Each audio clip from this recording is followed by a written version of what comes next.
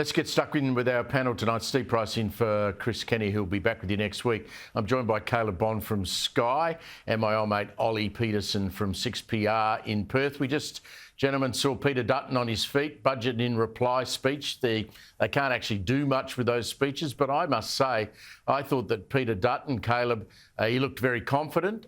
He looks slightly different these days. He looks healthy. I reckon he's lost a bit of weight. Maybe the glasses help. But he stood up there tonight, and I think the words that I would put to that speech were one of common sense.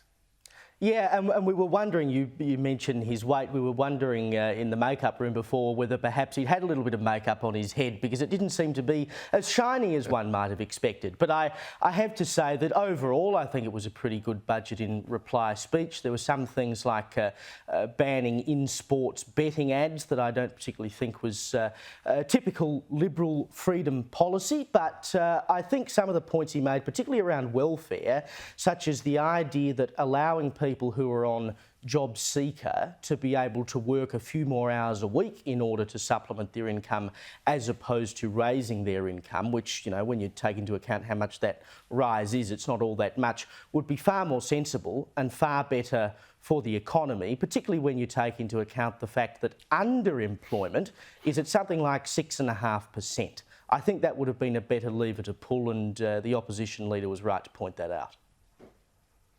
We'll come back to sports betting. I think TV executives around the country spat their red wine out all over the floor when Peter Dutton mentioned that. I'm not sure he's going to be getting much support from the television networks. Ollie, what did you make of Peter Dutton from your perch in the West there? Did you feel that he delivered that with some gravitas?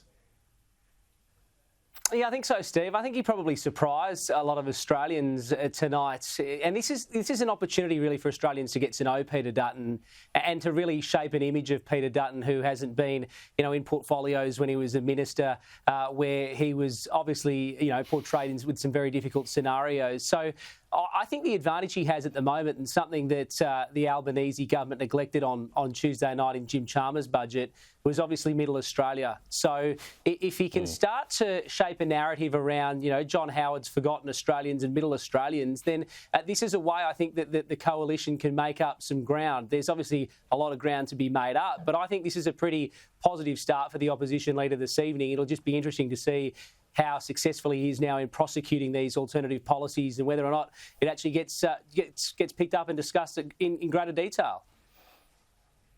Yeah, he hit some of the hot button issues, and obviously immigration, I think, is going to be a very big issue. Let's have a listen to what he said about the huge numbers of people that the Labor policy will now see coming into the country. The Albanese government's Big Australia approach was never mentioned before the election, but it will make the cost of living crisis and inflation worse. Now, we all support a well-planned migration program, and that is the history of the coalition governments. But over 5 years, net overseas migration will see our population increase by 1.5 million people. It's the biggest migration surge in our country's history, and it's occurring at exactly the same time as a housing and rental crisis. Caleb, he makes the point that we're going to allow a population the size of Adelaide to come into the country over the next 3 to 5 years. Ollie's got the advantage of living in Perth, but you're in Sydney. Even though you've got all those expensive roadside tunnels and toll roads, it's still a nightmare to get around. How's Sydney going to cope with an inclusion of another couple of 100,000 people in there?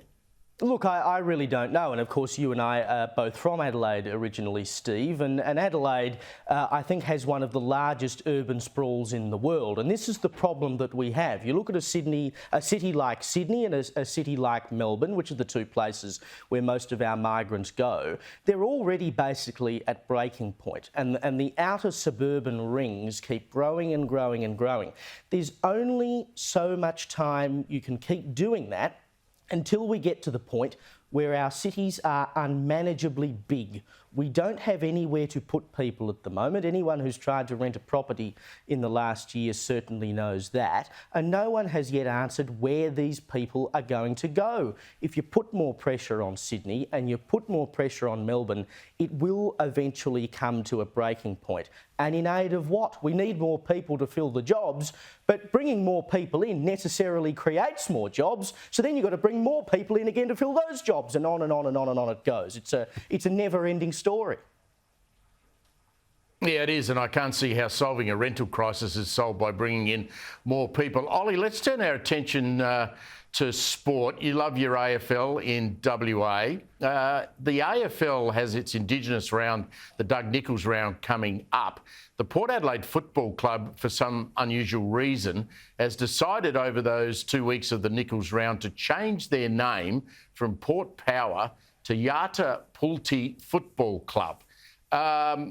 How do we think the fans are going to react to that? And what do they actually yell out during the match when they're at the ground?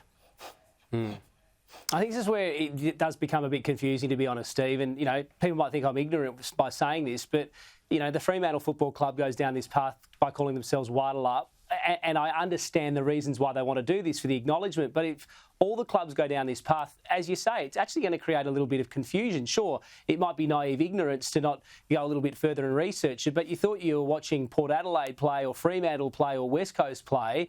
And as you say, if you're going to be, you know, yelling out the name of Freo or Port Adelaide, are you going to be accused of being racist that weekend, or are you going to be confusing the players? I understand there's got to be acknowledgement in here, and I think, you know, the AFL does a very good job here in being inclusive, and they like to remind us how inclusive they are as well. But is this just becoming almost tokenistic, and therefore it's going to, you know, lose its value in being something that is culturally sensitive by just, you know, confusing and ultimately almost alienating a bunch of the supporter base? So I think they've got to consider this, whether or not they end up going with the dual names and they have that, you know, underneath the football club's name in brackets or whatever it might be. Maybe that's an option, but I just wonder if it ends up becoming just a little bit too tokenistic and everything becomes a little bit too cynical about the purpose and the reason for doing this, Steve. Yeah, I think tokenistic is the right word. I mean, I mentioned TV executives spitting their red wine out when that Peter Dutton announcement was made. Imagine the AFL. They make more money out of sports betting than anyone. Have a listen to Peter Dutton about 20 minutes ago when he made this announcement.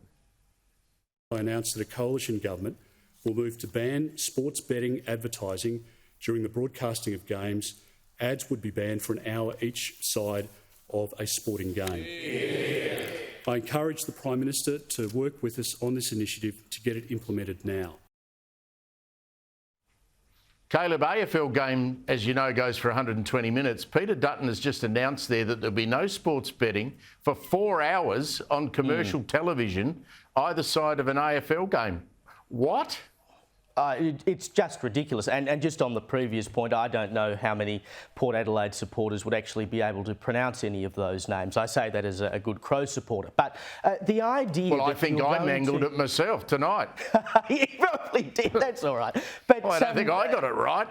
The idea that you can ban these sports betting ads and that's going to stop people from betting is total nonsense. And the money, we have to acknowledge that the money that the bookies pay to outfits like Channel 7 and Foxtel, and of course the money they pay to the AFL in order to be official betting partners, and the money they give in sponsorships to clubs, is money that ultimately flows through to grassroots football.